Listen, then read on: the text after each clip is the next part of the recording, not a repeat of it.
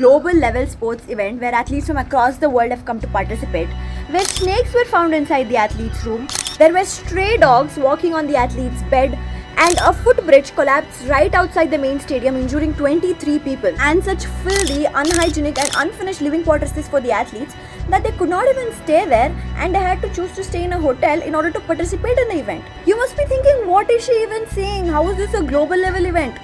This is exactly what happened when Commonwealth Games was held in India in Delhi in 2010. Not just this Commonwealth Games became a huge excuse for a massive corruption scandal. They estimated the budget to be nearly 300 crores while the bidding happened, but by the time the games were conducted, this budget somehow jumped to 28,000 crores. It multiplied 93 times. This became such a huge scam that the CBI had to step in and arrest the Commonwealth Games chairman. Everything that could possibly go wrong went wrong. What was supposed to be a huge pride for India turned into a global embarrassment. Now you don't have to be reminded that which government was responsible for this scam, do you? But now India has another chance. In 2030, Commonwealth Games is coming back to India, and this time to Gujarat.